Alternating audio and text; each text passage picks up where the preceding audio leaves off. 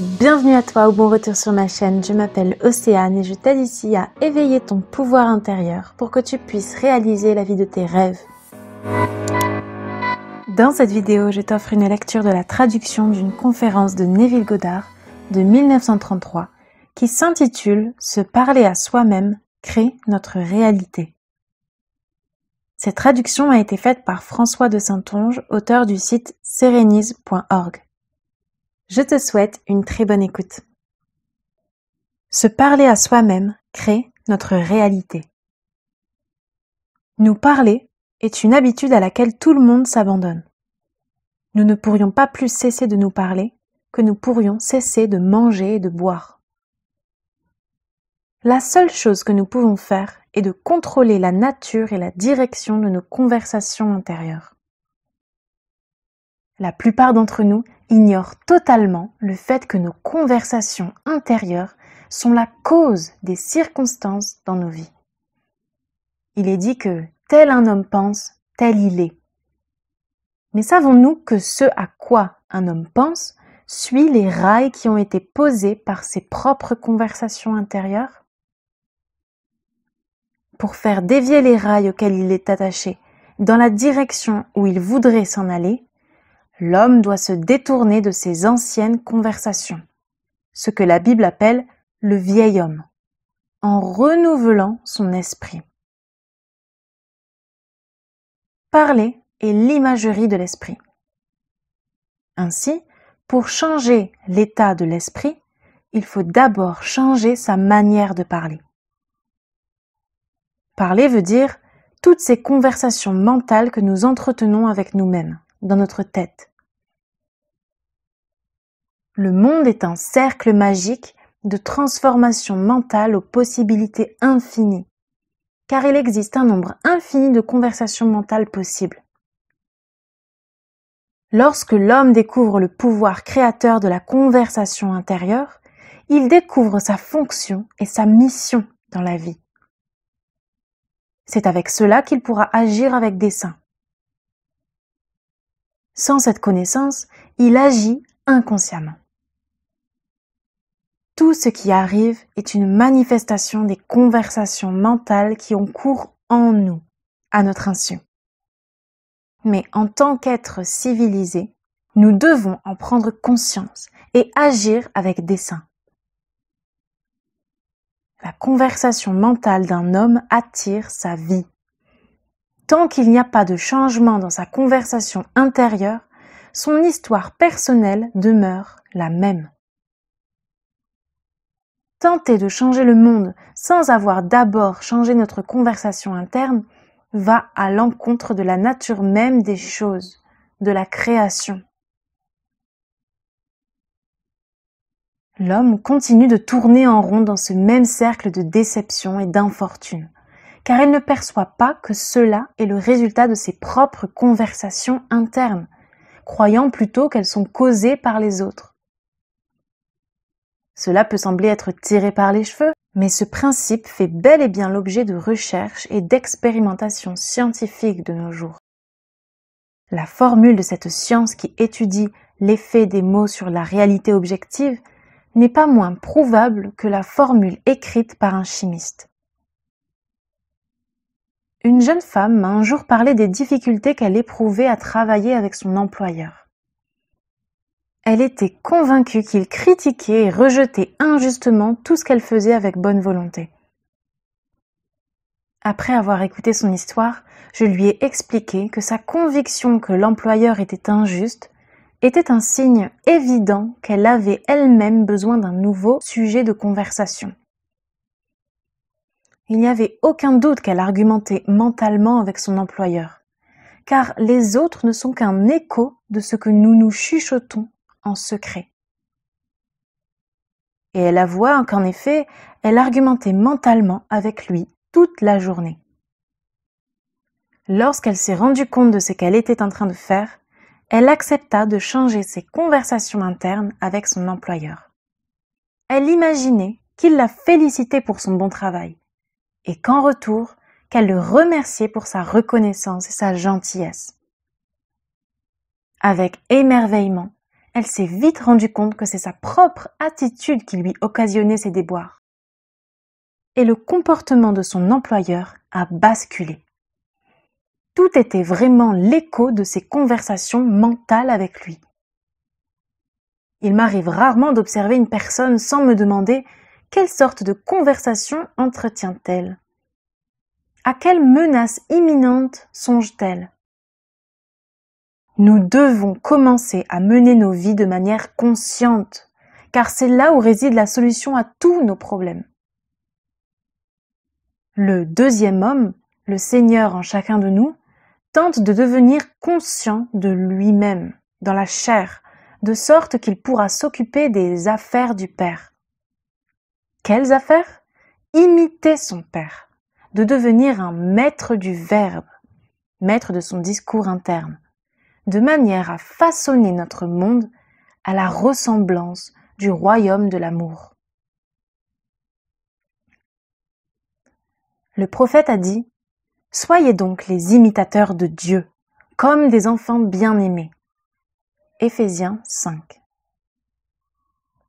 Comment pourrais-je imiter Dieu? Bien, il est dit que Dieu appelle les choses invisibles comme si elles étaient visibles, et l'invisible devient visible. C'est ainsi que la jeune femme a appelé la reconnaissance et la gentillesse de son employeur. Elle a mené une conversation imaginaire avec son employeur, avec l'idée qu'il démontrait de la reconnaissance pour son beau travail. Et c'est ce qu'il a fait. Le monde dans lequel nous vivons est représentatif de la myriade de conversations mentales des gens. Nos mondes individuels révèlent notre propre discours interne. Il est dit que, pour chaque parole prononcée par l'homme, il devra en répondre. Et par ces paroles, il sera jugé. Et par ces paroles, il sera condamné. Nous nous abandonnons à des conversations internes négatives, puis nous nous attendons à rester aux commandes de la vie. Nos conversations mentales présentes ne s'évanouissent pas dans le passé, comme l'homme le croyait jusqu'ici. Elles se projettent dans l'avenir pour nous revenir en paroles gaspillées ou en paroles investies. Ma parole, disait le prophète, ne me reviendra point vide, mais s'accomplira à mon gré, et elle grandira en cette chose vers quoi je l'ai envoyée. Comment pourrais-je exprimer ma parole pour venir en aide à un ami? J'imaginerai que j'entends sa voix, qu'il est là, physiquement, que ma main repose sur lui. Puis je le féliciterai pour son bonheur, et je lui dirai que je ne l'ai jamais vu se porter aussi bien. Je l'écouterai comme si je l'entendais parler, et je l'imaginerai en train de me dire qu'il ne s'est jamais senti aussi bien, qu'il n'a jamais été aussi heureux. Et je saurai qu'en communion aimante et savante, une communion remplie de pensées et de sentiments d'amour, que ma parole chanterait et qu'elle ne me reviendrait point vide, mais grandira en cette chose vers quoi je l'ai envoyée. C'est maintenant le temps d'accepter. C'est maintenant le jour du salut. Seul compte ce qui est fait maintenant, même si les effets ne seront visibles que demain. Maintenant, vous pouvez admettre que c'est par un effort intérieur d'attention intense, d'écouter attentivement pour entendre, que vous allez créer. Les événements et les rapports avec la vie sont vos paroles rendues visibles. La plupart d'entre nous dérobent les autres de leur bonne volonté et de leur nature douce et généreuse par nos attitudes rigides envers eux. Nos attitudes sont la manifestation de notre conversation mentale. Un discours intérieur fondé sur le désir accompli est la seule façon de créer consciemment nos circonstances. Nos conversations internes sont perpétuellement projetées dans tout ce qui arrive autour de nous. Ainsi, ce que nous désirons voir et entendre là dehors nous devons le voir et l'entendre en dedans. L'ensemble du monde manifesté nous révèle en effet comment nous employons le verbe. Si vous pratiquez cet art de contrôler le dialogue intérieur, vous aussi pourrez dire avec exaltation « Et je vous l'ai dit avant qu'il soit accompli », pour que, lorsqu'il sera accompli, vous pourrez croire. Vous serez en mesure d'utiliser votre imagination de manière consciente pour transformer et canaliser ces puissantes énergies créatrices de la parole, des plans mentaux et émotionnels au plan physique et matériel. Et je ne connais pas quelle peut être la limite, s'il y en a une, à un tel processus. Quel est votre but? Votre discours interne s'aligne-t-il avec? Il le faut, vous savez, si vous allez atteindre votre but. Car, comme le prophète l'a demandé, est-ce que deux personnes peuvent à la fois marcher ensemble et en direction opposée? Et bien sûr, la réponse est non, ils ne le peuvent pas. Les deux qui doivent s'accorder sont votre conversation intérieure et la condition désirée. Encore une fois, ce que vous désirez voir et entendre là dehors, vous devez le voir et l'entendre en dedans. Chaque étape dans l'évolution de l'homme est issue de l'application consciente de son imagination, en alignant son dialogue intérieur avec son désir accompli. À mesure que nous maîtrisons notre discours interne, en l'alignant avec notre désir accompli, nous pouvons écarter tout autre procédé, puisque nous agissons simplement avec une imagination claire et avec intention. Nous imaginons notre champ de désir et nous poursuivons nos conversations mentales à partir de ce fondement. Le discours interne approprié est le discours que vous entendriez et qui vous permettra de réaliser votre idéal. Autrement dit, c'est le discours du désir accompli. Maintenant, vous allez saisir toute la sagesse derrière ces paroles d'un ancien hermétique. Il existe deux dons que Dieu a investis en l'homme uniquement, et en aucune autre créature mortelle. Ces deux dons sont l'esprit et la parole. Et les dons de l'esprit et de la parole sont l'équivalent de celui de l'immortalité. Si l'homme emploie ces deux dons avec justesse, il ne sera en rien différent de l'immortel. Et lorsqu'il quittera son corps, l'esprit et la parole seront ses guides grâce auxquels il atteindra la vérité des dieux et la béatitude des âmes. Grâce aux dons de l'esprit et de la parole, vous créez les conditions et les circonstances de la vie. Au commencement était le Verbe, et le Verbe était auprès de Dieu, et le Verbe était Dieu. Le Verbe, disait Hermès, était le Fils, et l'Esprit était le Père du Verbe. Ils ne sont pas séparés l'un de l'autre, car la vie est l'union du Verbe et de l'Esprit. Vous et votre dialogue interne, ou verbe, ne font qu'un. Si votre esprit ne fait qu'un avec votre conversation interne, alors d'être transformé en esprit, c'est d'être transformé en conversation.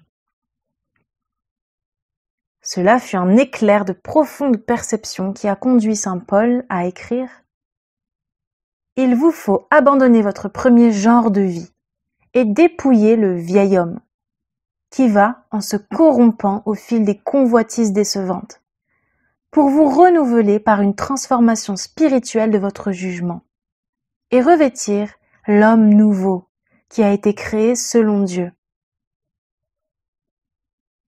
Revêtir l'homme nouveau et vous renouveler par une transformation spirituelle de votre jugement veut dire changer votre conversation interne pour que la parole et l'esprit soient unis. Un changement de la parole implique un changement de l'esprit. Le prophète Samuel a dit « Le Seigneur parle à travers moi, et son verbe était dans ma langue. » Si le verbe du Seigneur était dans la langue du prophète, alors la bouche du Seigneur qui a soufflé le verbe doit être l'esprit du prophète. Car nos conversations prennent naissance dans l'esprit et produisent des petits mouvements de parole dans la langue. Le prophète est en train de nous dire que la bouche de Dieu est l'esprit de l'homme. Nos conversations sont le verbe de Dieu, créant la vie autour de nous et reproduit en nous. La Bible vous explique que le verbe est très proche de vous, dans votre bouche et dans votre cœur, que vous puissiez le réaliser. Voyez, j'ai placé devant vous en ce jour la vie et le bien, la mort et le mal, les bénédictions et la malédiction. Choisissez la vie. Les conditions et les circonstances de la vie ne sont pas créées par une quelconque force extérieure à vous-même. Ces conditions sont le résultat de votre exercice du libre arbitre, votre liberté de choisir les idées sur lesquelles vous allez agir. C'est maintenant le temps d'accepter. C'est maintenant le jour du salut. Tout ce qui vous enchante, pensez uniquement à ces choses, car votre avenir sera formé par le Verbe de Dieu, ce qui est votre dialogue interne actuel. Vous créez votre futur à partir de votre conversation intérieure. Le monde fut encadré par le Verbe de Dieu, c'est-à-dire votre discours intérieur. Voyez dans les champs, le sésame était du sésame, le maïs était maïs. Dans le silence et l'obscurité, ainsi vient le sort de l'homme, car la fin regagne l'origine. Si vous voulez récolter le succès, vous devez semer le succès. L'idée dans votre esprit qui met en branle tout le processus, c'est l'idée que vous acceptez comme une vérité. Ceci est un point très important à saisir, car la vérité repose sur l'intensité de l'imagination et non sur des faits. Lorsque la jeune femme imaginait que son employeur était injuste, le comportement de ce dernier confirmait ce qu'elle imaginait. En modifiant sa préconception de son employeur, le comportement de ce dernier reflétait ce changement. Ce qui démontre qu'une préconception persistante se solidifie pour devenir un fait. L'esprit se comporte toujours selon les présomptions qu'on lui fournit. Cela étant, pour connaître le succès, nous devons présumer que nous connaissons déjà le succès. Nous devons vivre uniquement à partir de notre imagination. Et cela doit être entrepris consciemment et délibérément. Cela n'a aucune espèce d'importance si, en ce moment, les faits extérieurs n'amènent pas la preuve de votre présomption. Si vous le présumez avec persistance, la présomption deviendra un fait. Les signes suivent, ils ne précèdent jamais. Dans ce même ordre d'idées, assumer un nouveau concept de vous-même passe par un nouveau dialogue intérieur. Cela revient en termes bibliques à devenir le nouvel homme, en adoptant un nouveau verbe de Dieu. Notre discours intérieur, même s'il n'est pas audible aux autres, a beaucoup plus d'influence sur les conditions futures que toutes les politiques et commandements verbaux de l'homme. Votre idée attend juste d'être incarnée. Mais à moins de lui donner vous-même toute votre affection humaine, elle sera incapable de se déployer. Vous devez vous-même définir la personne que vous désirez être et ensuite assumer et ressentir avec foi l'objet dans votre champ de désir, afin que cette présomption puisse s'exprimer à travers vous. La véritable utilité de la religion, de la théorie, est dans sa mise en pratique. Mais l'homme en a fait une chose à défendre. C'est à vous que ces mots s'adressent. Bénie soit celle qui a cru, car ces choses qui lui ont été insufflées par le Seigneur seront accomplies. Essayez-le donc. Concevez vous-même ce que vous voulez être et demeurez fidèle à cette conception-là. Car la vie ici n'est qu'un lieu de perfectionnement dans la création d'images. Essayez-le donc et voyez par vous-même comment la vie se conforme au modèle de votre imagination.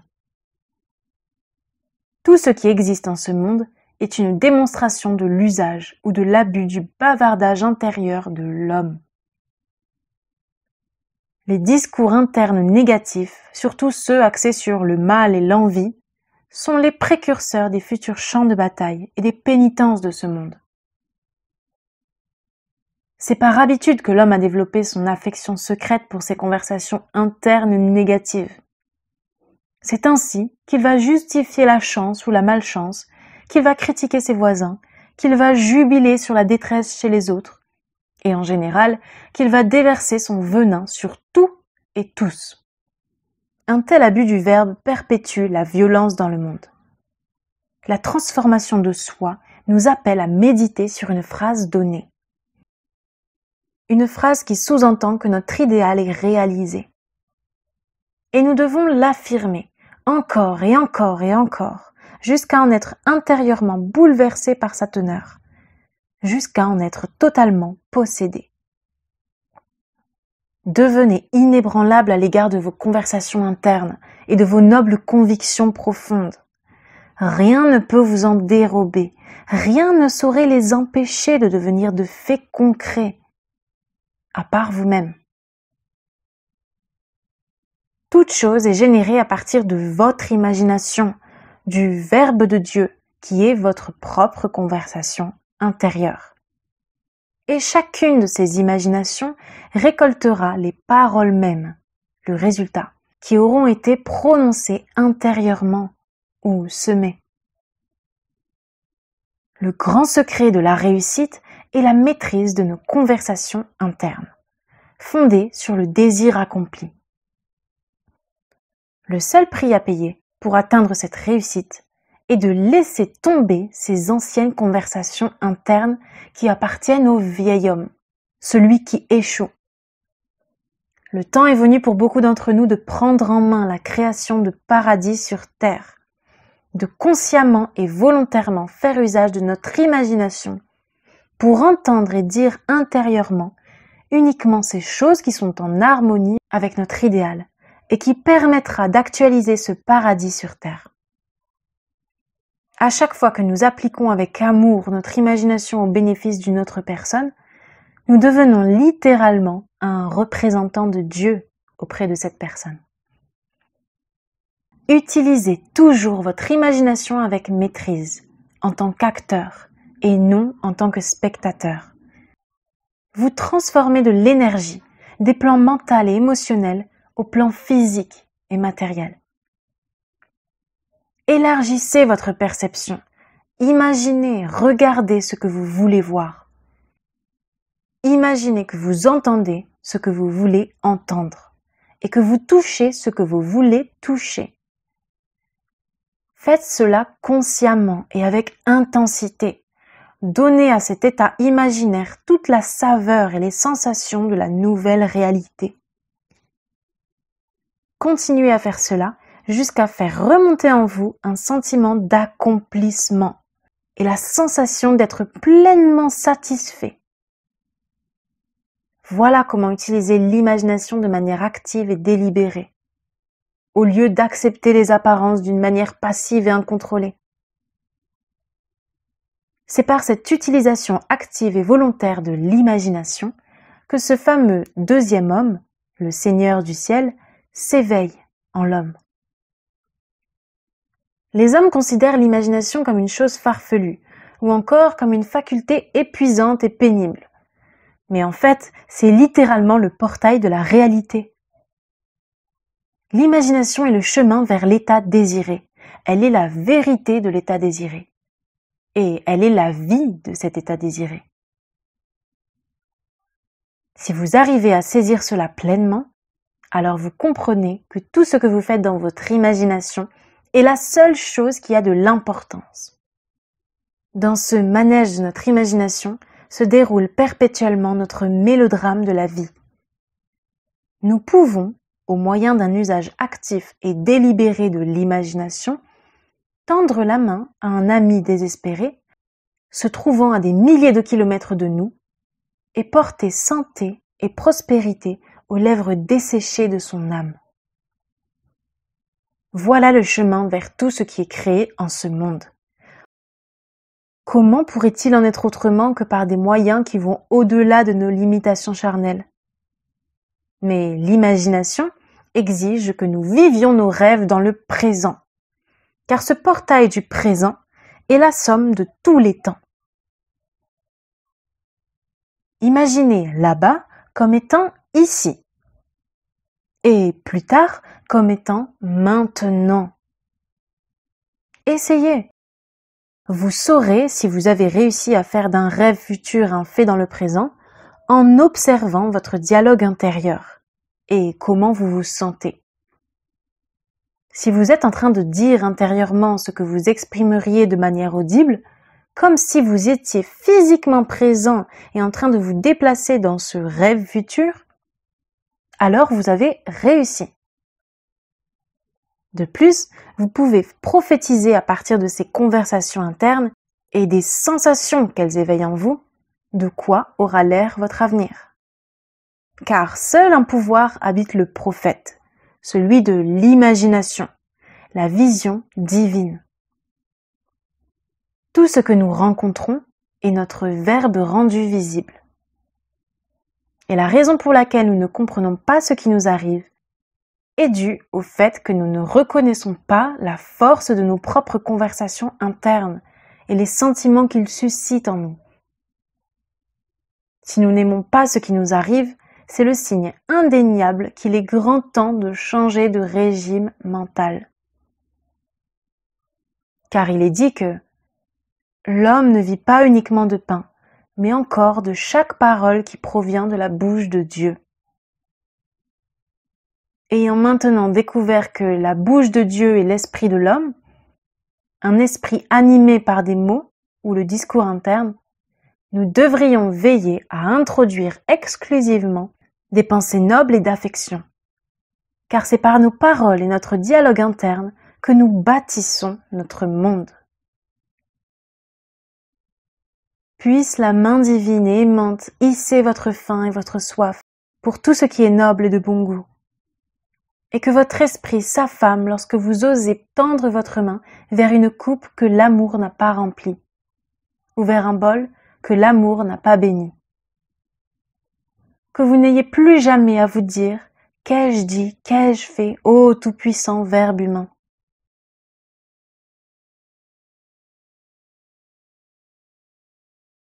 Neville Goddard.